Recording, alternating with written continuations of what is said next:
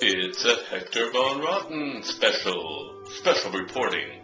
Hector Von Rotten. Hey guys, so it's Christmas time, and with about 8 days before Christmas is here, I need to start wrapping presents so desperately. So what I thought I'd do is I would just do a Christmas gift wrapping tutorial and just show you sort of some of the things that I do and include in my Christmas wrapping. So gift wrapping.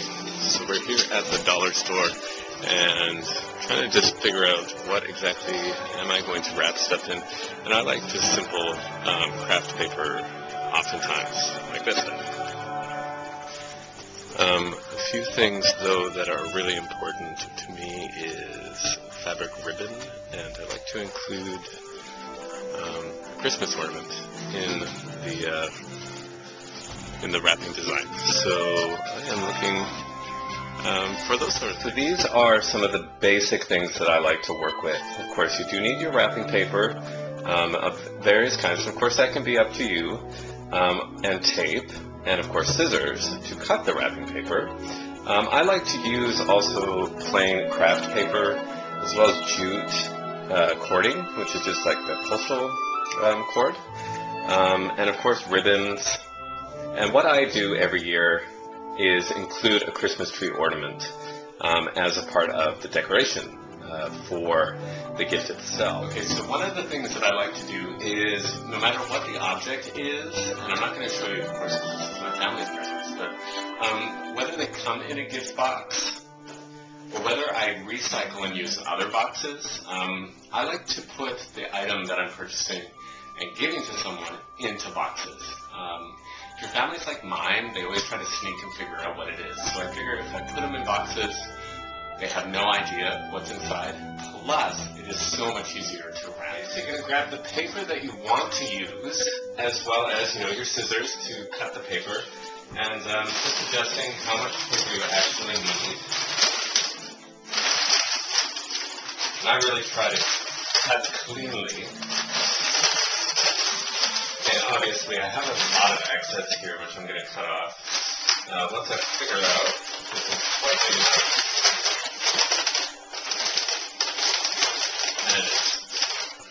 you just go ahead and cut the excess.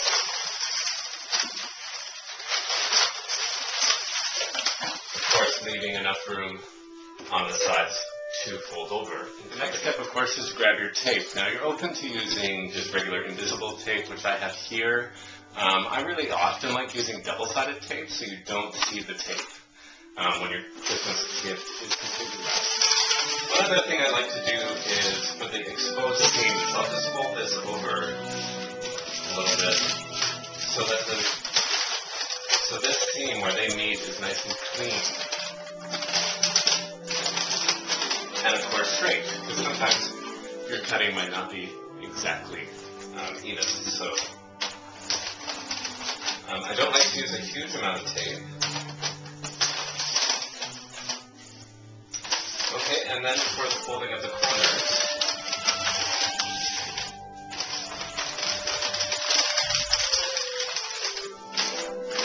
what I like to do is I'll push the front panel down, and it gives me these nice edges, you can see, which then I will be folding these rings inward.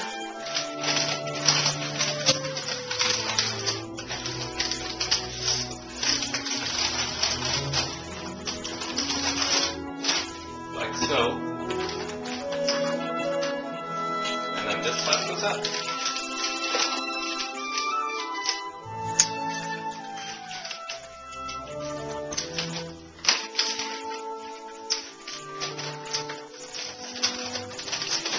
You see here, it's gotten kind of saggy.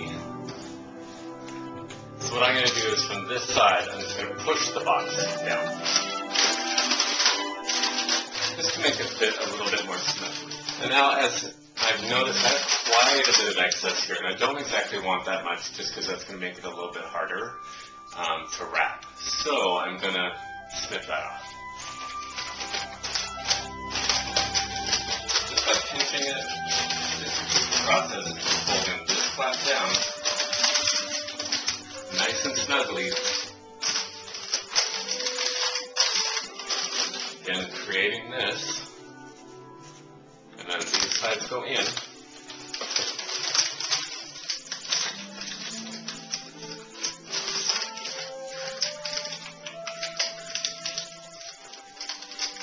And then that, and then this piece goes up. And so, just nice and neat, taking some time to make sure that this looks pretty. And now here's the fun part. So you just want to take your ribbon. I sort of make sure they went together with the ornament. And this is super easy. I like to use a lot of ribbon because what I'm going to be doing with this is I'm going to be creating the bow instead of buying a separate bow, which would cost more. Use a generous amount, even for a size like this. You can always cut off the excess.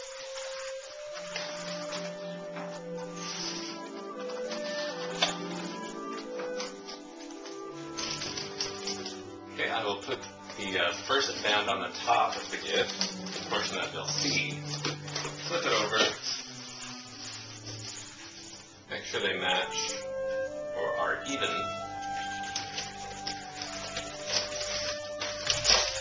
Twist it nice and snugly, and then bring it around the front again. And then this is where you're going to create your first tie. Just going to tie that. And this is where I'm going to add him. Moving it, just drawing it through the ribbon. Moving it to the center.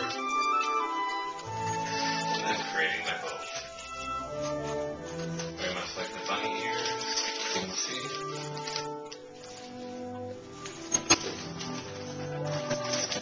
And you don't want to tie this super tight, because you want to sort of be able to fluff this out, and you just pull that out and make it look a little bit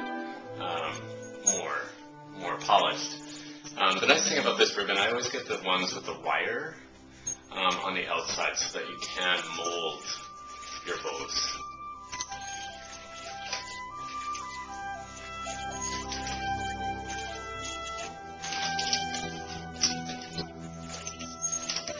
You can certainly leave the excess if you want. What I'm going to do is I'm actually going to do a little ribbon detail on here. I'm just going to fold the ribbon in half. You can see that. And with my scissors, I'm going to cut high side towards the box, low side down to the end, and I'm just going to cut it on a diagonal.